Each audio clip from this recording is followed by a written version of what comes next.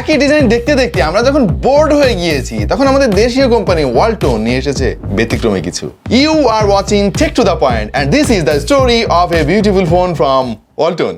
ভাই ফোনটার ডিজাইন কিন্তু ভালো, এ ব্যাপারে কোনো সন্দেহ নাই, কিন্তু অনারের বেশ কিছু ফোনের সঙ্গে না এইটার ডিজাইন বেশ খানিকটা মিলে যাচ্ছে। বিশেষ করে অনার X40, অনার X9A এবং X9B এর সঙ্গে বেশি মেলে এটার ডিজাইন। এনিওয়ে ডিজাইনটি কিন্তু একদম সলিড একটা ফিল দেবে আপনাকে। আর পেছনে তারা অরিজিনাল গ্লাস ব্যবহার করেছে, যেটা ওয়ালটন আমাদেরকে কনফার্ম করেছে। এবং আসল গ্লাস ব্যবহার করার ফলে যেটা হয়েছে, ফিঙ্গারপ্রিন্ট ম্যাগনেটটা মোটেও এবং দেখতে খুবই ক্লিন লাগে। তবে সবকিছু ছাপিয়ে এর যে বিল্ড কোয়ালিটি এবং এর যে ফিনিশিং অসাধারণ লেগেছে আমার কাছে। ওয়ালটনের ফোনে সাধারণত এত প্রিমিয়াম কোয়ালিটি দেখা যায় না। সেই সঙ্গে এই প্রথমবারের মতো ওয়ালটন তাদের কোনো ফোনে যুক্ত করেছে ব্রিদিং লাইট, যেটা যথেষ্ট ইউজফুল। চার্জিং এর সময় সহ নোটিফিকেশন আসলে, কল আসলে এবং বিভিন্ন সময় কিন্তু এই ব্রিদিং লাইটটা জ্বলতে থাকবে। তবে এমনিতে ফোনটা বেশ বড় সড়ো এবং ওজনও প্রায় 220 গ্রামের মতো। এর ফলে আমি একটু বাল্কি ফিল করেছি, মানে ওয়ান হ্যান্ডেড অপারেশন এটা দিয়ে করা যাবে না। ওয়ালটনের ফোনে সেকেন্ডারি নয়েজ ক্যান্সেলিং মাইক্রোফোন দেখে আমি তো আশ্চর্য হয়ে গেছি ভাই, এই জিনিসটা খুবই কাজের, কিন্তু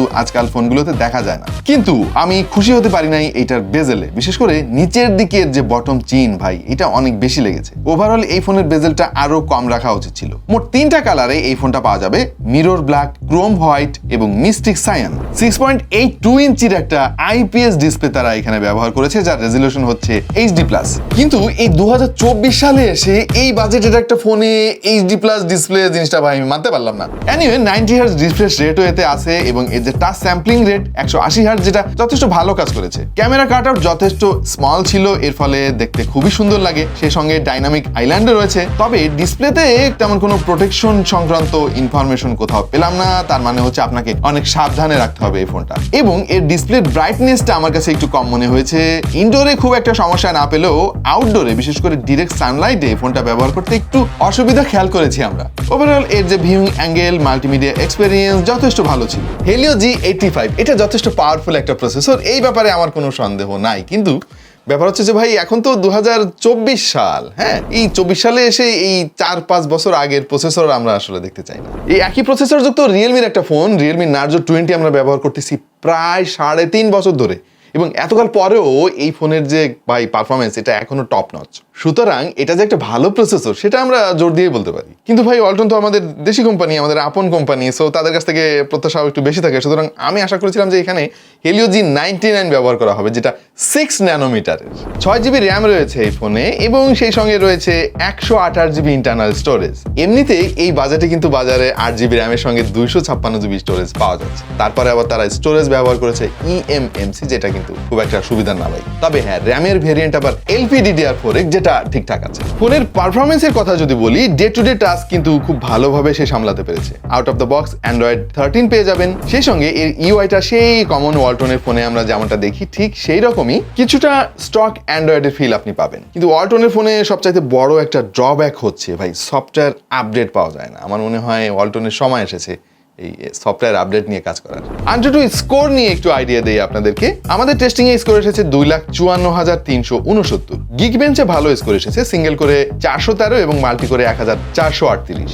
এবং এই চারটা দিকে খেয়াল করে দেখেন, এটা হচ্ছে ওয়ালটনের সমস্ত ফোন যা রিসেন্টলি আমরা রিভিউ করেছি। AnTuTu স্কোরের বিবেচনায় এই ফোনটা কিন্তু উপরের দিকে রয়েছে। ইভেন তাদেরই S8 নামক একটা মডেল, যেখানে G88 ব্যবহার করা হয়েছিল এবং দাম ছিল 21,000 টাকা, তার চাইতে কিন্তু বেটার স্কোর এসেছে এই ফোনে। G85 প্রসেসর দিয়ে আমরা মোট 8টা ফোনের রিভিউ করলাম এইটা দিয়ে, এবং এই চারটি দিকে খেয়াল করে দেখেন ওয়ালটনের এই ফোনটা কিন্তু উপরের দিকেই রয়েছে। এক্স্যাক্টলি 18,000 টাকা বাজেটের আরো 5টা ফোনের কম্পেয়ার দেখুন এই চার্টে। 6GB র্যাম হওয়ার পরেও কিন্তু এটা স্কোরের বিবেচনায় এখানে ওয়ালটন ফোনটা কিন্তু উপরের দিকেই রয়েছে। এবং AnTuTu স্কোরের বিবেচনায় এই চার্টটা হচ্ছে অন্যান্য ফোনের সঙ্গে এই ফোনের একটা তুলনামূলক চিত্র। আশা করছি একটা আইডিয়া আপনারা পেয়ে গিয়েছেন।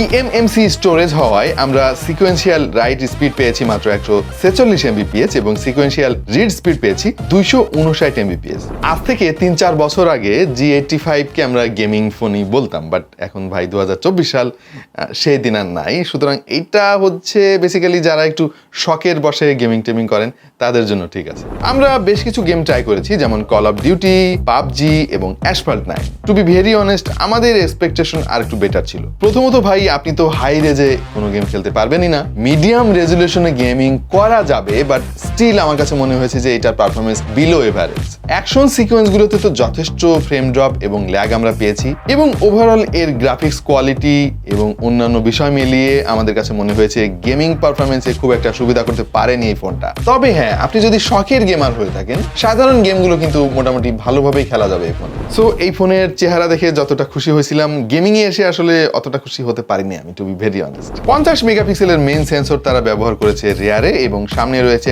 8 মেগাপিক্সেলের একটা সেলফি শুটার। রিয়ারে কোনো আলট্রা ওয়াইড শুটার নাই, অনেকগুলো সেন্সর দিয়ে দিয়েছে কিন্তু ওই আসল জিনিসটা তারা দেয়নি। এনিওয়ে, সামনে যে 8 মেগাপিক্সেলের সেলফি শুটার তারা দিয়েছে এটা তো ভাই একটু কমই লাগে আমার কাছে, বিশেষ করে এই 2024 সালে এই বাজেটের একটা ফোনের কাছ থেকে। এবং ছবির কোয়ালিটি আমাদের কাছে এভারেজ লেগেছে, দিনের আলোতে যথেষ্ট ভালো ছবি তুলতে পারে, যদিও ডাইনামিক রেঞ্জ নিয়ে একটু গন্ডগোল আছে। সেই সঙ্গে এক্সপোজার কন্ট্রোলেও বেশ স্ট্রাগল করে মাঝে মাঝে। অধিকাংশ ছবি দেখেছি ওভার এক্সপোজড করে ফেলার একটা প্রবণতা লক্ষ্য করা যায়, যদিও ছবিতে যথেষ্ট ডিটেল আপনি পেয়ে যাবেন এবং শার্পনেসও বেশ ভালোই দেখতে পাচ্ছি এবং পোর্ট্রেট ফটোগ্রাফিতে সাবজেক্ট বেশ ভালোভাবে সেপারেট করতে পারে, যেটা এই বাজেটের একটা ফোনের কাছ থেকে খুব একটা দেখা যায় না। তবে আলো যতই কমতে থাকবে এই ফোনের পারফরমেন্স কিন্তু ততই কমতে থাকবে, সুতরাং আপনাকে কন্ট্রোলড লাইটিং কন্ডিশনে ছবি তুলতে হবে। সেলফি ফটোগ্রাফি বেশ ভালো মনে হয়েছে আমার কাছে, 8 মেগাপিক্সেল হলেও এর আউটপুট কিন্তু যথেষ্ট ভালো। ভিডিও করা যাবে সর্বোচ্চ ফুল এইচডি রেজলিউশনে 30 এফপিএস, আর এর যে স্টাবিলাইজেশন এইটা খুব একটা সুবিধা না। এই ফোনের ব্যাটারি ক্যাপাসিটি হচ্ছে 5000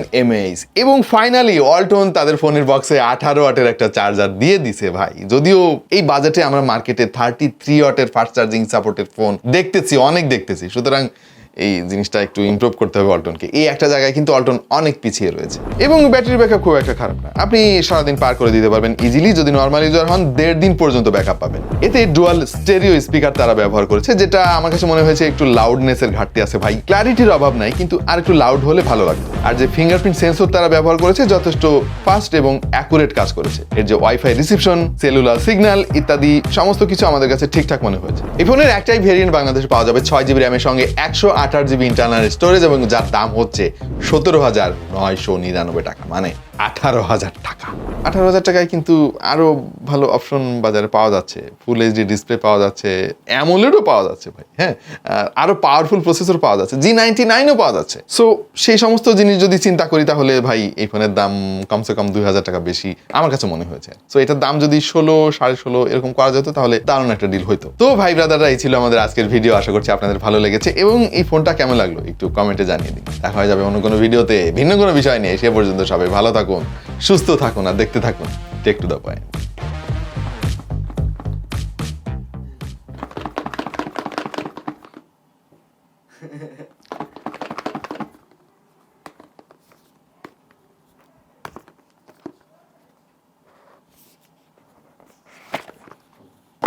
এই একই আচ্ছা, ক্যামেরাটা কই? আমি তো দেখতেছি না। এই যে ক্যামেরা। সুস্থ থাকুন আর দেখতে থাকুন টেক টু দ্য পয়েন্ট। আচ্ছা ভাই, এবার ওই যে 6128 দাম যে ব্যাপারটা, এই ব্যাপারটা আরেকবার বলবেন?